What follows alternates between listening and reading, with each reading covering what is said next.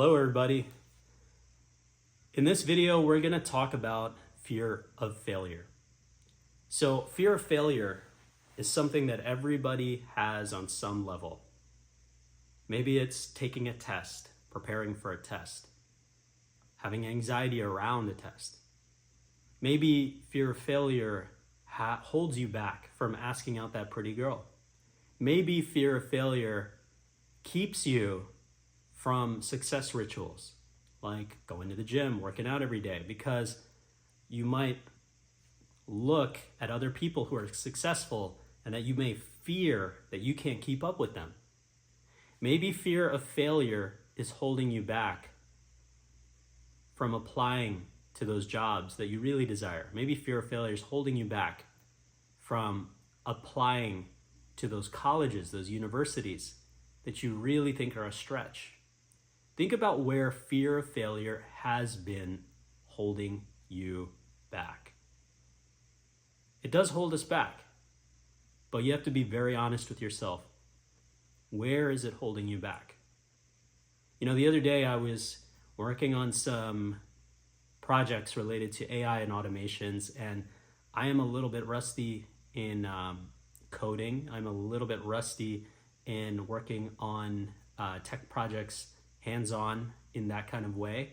So I was working on things last night for fun, last morning for fun, and I was noticing myself getting triggered because I was like, I am rusty. I can't believe I forgot how to do this. Like, I knew how to do this.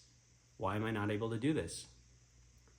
And you'll notice that as you engage in a practice, as you engage in a behavior, you'll notice that certain thought loops form. They make themselves known. They make themselves visible. You'll see in a moment that those thought forms that show up when you're engaging in something, they tell you something about yourself. I am fill in the blank. So for me, it was, I'm rusty. I don't remember how to do this. Why isn't this working? This should be working by now. I should be able to figure this out. And so think about whether they are putting you in an upward spiral of success, perseverance, accomplishment, or are they putting you in a downward spiral, making you question your self-worth, making you judge yourself as a failure, making you think and second guess yourself. Pay attention to those types of things. You know, I've been going through Duolingo myself, and I'm relearning Spanish, I'm relearning some other languages, and I'm doing this myself, and I'm realizing, like, I used to be really fluent in Spanish. Why am I not remembering how to formulate and structure these words? This is really irritating to me. And as I'm going through Duolingo, I'm like, why am I having trouble remembering this word versus that word?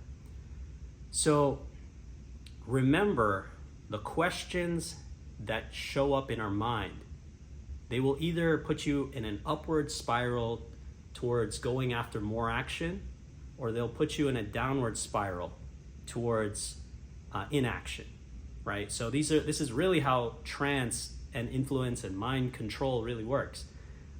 This is being used on you on a regular basis by society, but you have to take accountability for how it is used on you. So pay attention. If you notice yourself asking a lot of why questions, why am I not able to do this? Why does this keep happening to me? Why? Why doesn't this work? Downward spiral, downward trance. This takes you towards inactivity. This takes you towards inaction. This can even lead to depression if it keeps going to a victim mentality state. This really disempowers you.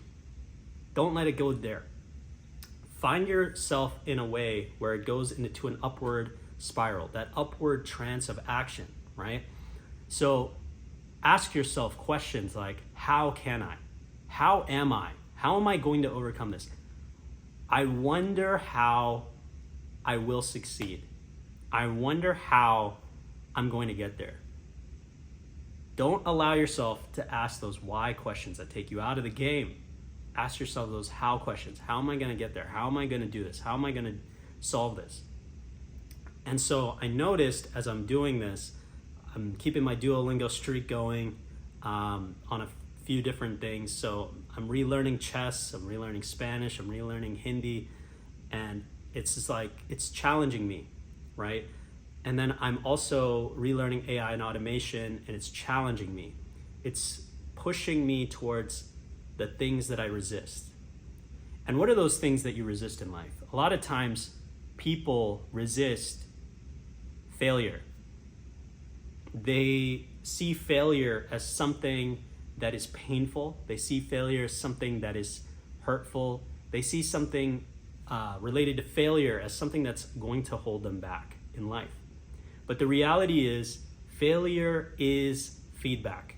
If you can't relate to your failure as feedback, it's going to take you out of the game and put you in that downward spiral. You don't want to go on that downward spiral. You want to see failure as something that is neutral. It doesn't mean anything. So if you fail, you have to just look at it as, this means nothing, that means nothing. And then you have to attach a new meaning to it. How am I going to succeed in this? How am I going to get this done? How will I overcome this? How am I going to overcome this obstacle? Don't get taken out of the game by going down that downward spiral. Don't make failure mean something about yourself. See, the thing is, a lot of times we attach meanings to various subjects. We look at the things that are going on in our lives and we attach meanings. So for example, if your bank hits an overdraft fee, there can be a meaning that's attached to it that really hurts you. You could make it mean like, why am I such a failure? Why is this always happening to me? If you hit a bankruptcy, you can hit that meaning that's going off in your heart. You can feel it. It's a very palpable, painful kind of feeling. Why is this happening to me? People who've gone through divorce, same thing. Why am I failing in relationships? If something hurtful happens at work, maybe you get fired. Maybe you say, why has this happened to me, right? Maybe if you have a heart issue or a health issue, there's a meaning attached to that. Don't go into that why question that leads to that downward spiral, because that's what takes you out of the game, which takes you out of action. But more importantly, that downward spiral also questions your self-worth. Your self-worth is so critical, because if you don't have high self-worth, you're not able to get in the quality relationships you're looking for. You're not able to meet the quality business people you're looking for. You're not able to get the quality jobs or charge those high ticket clients that you're looking for. It just won't happen if you don't have a high self-worth. And this is not about cockiness or arrogance, or narcissism rather. This is just about maintaining a healthy level of identity, that you're not inferior. Not saying that you're superior, but you're not inferior. You are built a certain way for a reason. So what is that reason? So ask yourself those how questions. Ask yourselves, how will I overcome this? How can I overcome this? How is this going to look 5 years looking back, knowing that I overcame this limitation? Ask yourselves questions like that. Journal on questions like that. Take the why questions out when it comes to your self-worth, when it comes to your inaction, when it comes to failure. Don't make it mean anything negative. Always attribute a positive meaning towards this. You know, when I was going through those AI automations and I'm going through Duolingo and I'm feeling that sense of failure, I'm attaching a new meaning each time. I'm like, okay, 5 years from now, I'm going to be completely fluent in Spanish, completely fluent in Hindi. I'm going to be really masterful at chess. I'm going to be really amazing at building automations, building AI agents. You know, when those Terminator scenarios come down, I'm going to know exactly how to disable those robots. I'm just kidding. But, you know, you want to really attribute a positive meaning towards everything, right? So if you've had a failure, maybe it's a physical failure, right? I've shared numerous times on these videos where I had an injury in a martial arts class and it took me out of the game, but I forced myself to rehabilitate. I forced myself to go back into the situation that triggered me, right? Where I injured myself and I forced myself to go back and then re-engage. And you have to force yourself in certain ways to overcome that fear of failure. Now, in another video, I'm going to be talking about habits, systems, thought loops, and how to re-engage so that you are able to empower yourself towards positive action.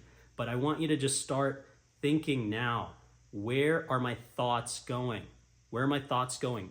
How can I take accountability for my thoughts, right? How can I take accountability for my feelings, right? So sometimes we limit ourselves and we tell ourselves that if I'm feeling sad, that I am sad, that it is I who is sad, right? It is I who is depressed.